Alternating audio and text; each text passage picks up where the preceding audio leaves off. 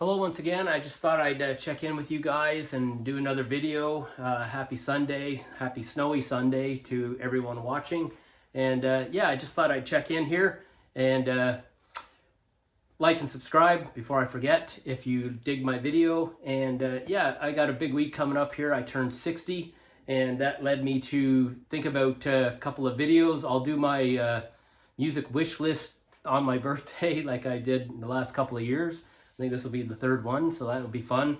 But today I wanted to do a video to give some advice to people. I've been picking up records, collecting, I guess you'd call it, CDs and records for many years, decades now, and therefore have a lot of insight and opinion and some advice to offer people that are collecting records or that are maybe thinking about getting a bit more serious with the hobby. I've learned some things. I've changed my style, my perception of collecting the records over the years, and certainly really changed a lot of my approach in the last few years. I've gotten more serious with spending the money on it, so it forces you to reflect on whether you're spending your money on the hobby properly. So I've changed my style of collecting. I wanted to share some insight and some opinion, and also as an excuse to show off some records. But yeah, I hope that these 8 points that I make, you'll get something out of it if you're collecting records or thinking about it.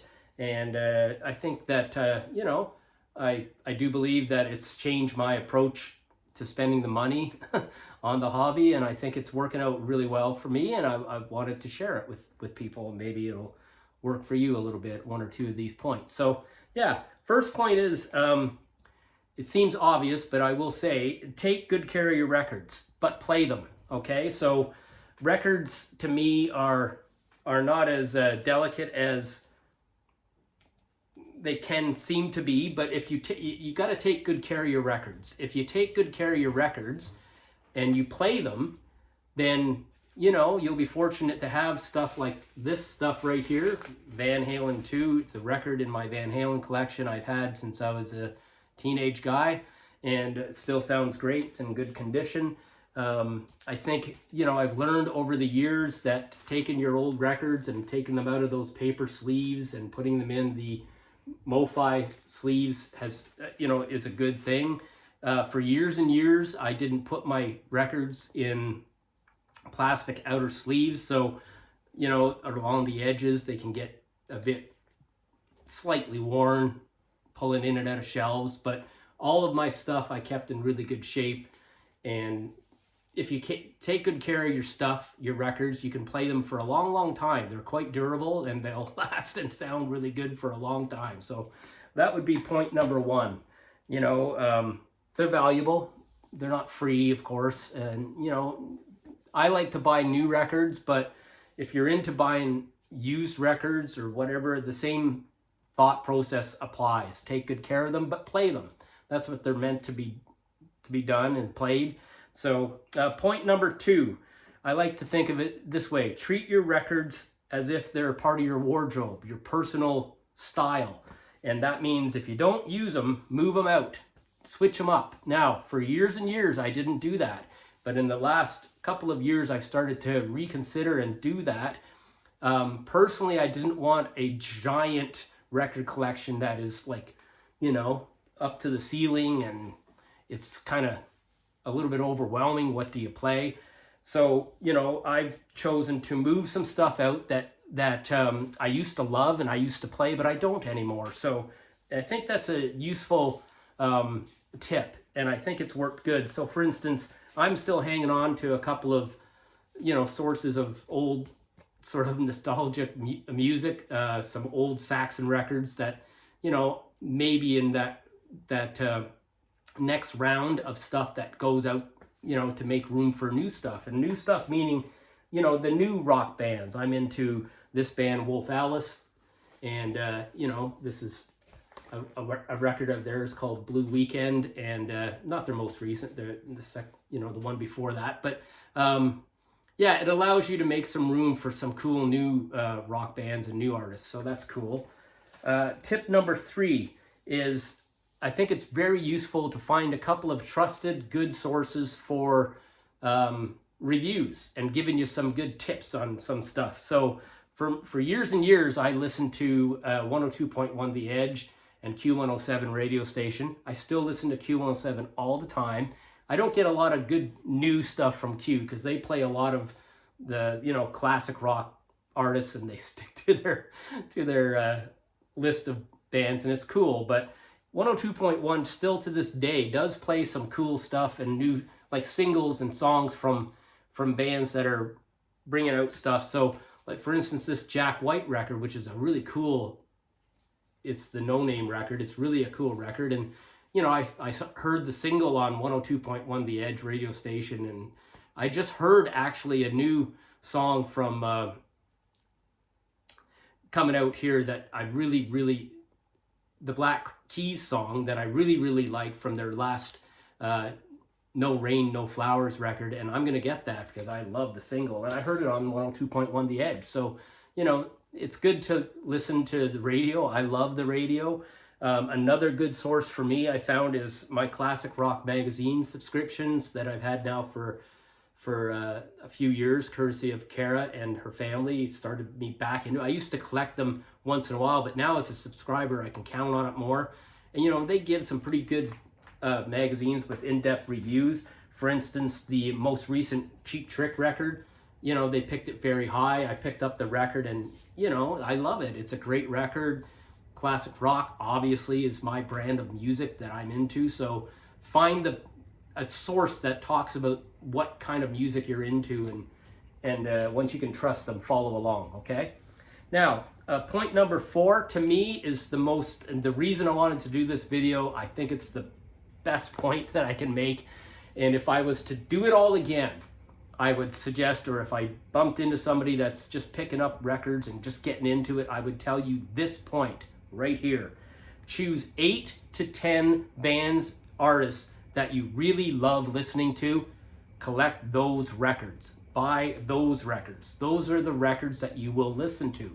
Okay, so for instance, for me, I've got a big collection of all the classic AC/DC records. I picked this one up to make sure it was in my collection, and, you know, I still love putting them on. I still love listening to it. It's great stuff, and it hasn't changed for me. That's my brand of music: hard rock, classic rock. So, you know, Foo Fighters, another band that I'm really into. So I think that is a important point to make for me, is to pick out some artists that you're really into, buy, invest in those records. Now, you can add other stuff like I've done. You can add other branches of rock that you want to add into your collection, but the core of your collection, what you actually listen to, I think is, you know, half a dozen to 10 different bands and artists. Buy a bunch of that stuff. You'll love it. Okay, that's what I think you'll listen to most. All right, point number 5 is, you know, and some of this stuff is it's not, I'm not trying to be adversarial about it or devil's advocate. I don't really believe in that. It's just my opinion. But, you know, a lot of the sites in that, they kind of don't think that greatest hits or best of collections are useful in a record collection. It's not the studio records, it's not the greatest hits and best of records. To me, are a great way to buy something from a band that, you know, where do you, if you come into them late, or if you know you want to start with them, but it's kind of like, where do you start or whatever. I find that the greatest hits records are super for that. So, for instance, this Thin Lizzy. I had no Thin Lizzy until I got this greatest hits collection, and man, it is fantastic. So, you know, it's a really good hits collection. It's got a lot of songs on it, and it's 2 records. It's a beautiful package. What a great buy. So that type of thing, what a great gift I got. That was a gift. And, you know, for instance, this too, I didn't have any Roxy Music stuff, but this best of collection, double record, has the songs that you want, and usually they're, you know, in pretty nice packaging. And I think it's greatest hits are a super way to add to your collection with some bands and artists that you're certainly, how do you start with some of these discographies? Where do you start? So yeah, that's what I think there. So point number 6 is and I've changed my view about it a little bit from personal experience. Colored vinyl and cool looking records have been around a while now, but they've really improved, I believe, my personal experience, they've really improved the sound. They're made very good, and yeah, I think if you're gonna choose a record, if I may give a piece of advice, is a lot of them aren't nowadays, you know, your colored vinyl or your special pressings aren't as wildly priced compared to a regular price record. So if it's a $5 more or something, go for the colored vinyl. I think it's cool. It adds to your collection. Like stuff like this Everclear and this vinyl record, it's really cool, and they're pressed much better. There's better sound off them than there used to be. You know, I have a lot of cool colored stuff from the 1975. I've shown them before. They have really nice packaging. So yeah, colored vinyl is cool, and it sounds better than it used to. I think it's true. I think they've improved a lot. I've been pretty lucky with them. So point number 7 is, and I've done this for myself, I have, as I mentioned, a really good CD collection, really, you know, pretty good record collection now. It's all the same type of music though, brand of music, generally speaking. But I've realized that, you know, who can afford to buy everything? And my point is, choose your buys properly and don't overlap. So for instance, I go out of my way to not buy on vinyl what I already have on CD. That's just a personal choice. But also, you know, buying multiple copies of the same release to me doesn't make a lot of sense. You know, buy a good copy. These reissues are amazing. This Pink Floyd record I just bought recently, it's Wish You Were Here.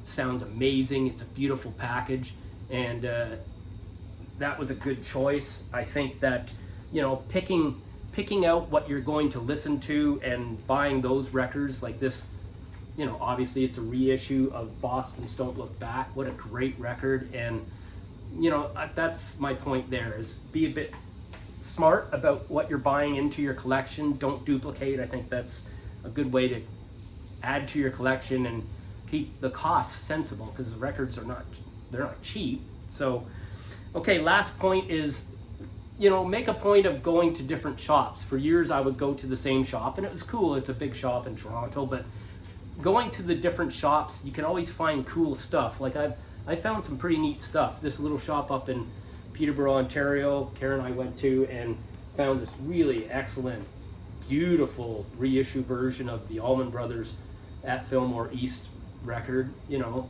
really cool, beautiful. Our local shops here, we've got a couple of really small shops, and one of them is especially small shop, but I've always found something unique and cool when you go in there. And I found this absolutely stunning, beautiful collection of Simple Minds in that shop that I hadn't seen elsewhere. So, you know, throw it around, visit different shops, go online, check out some different, which I do, different sites you can order online. So, you know, certainly just buying off of a site like Amazon or going to one record store, that's cool, but you'll limit your options. I think going to different stores, you can find some different stuff, different choices. So there's my video. There's 8 different points. I hope you find something useful out of it. Yeah, I'm sure I'll keep learning as I go here, but I've learned, I have changed my style of record collecting and record buying, and I'm quite happy with my collection. There's still a list to add to, but I tend to fall in line with this kind of stuff. I'm just getting rid of some stuff that doesn't get played. It doesn't make sense to sit in the record collection, but I hope that these points can make a difference for you, perhaps 1 or 2 of them. And yeah, I'll see you again soon. I'm gonna do a video on my birthday, like I've done the last couple of years, my music wish list video, and yeah, so I'll see you again in a few days.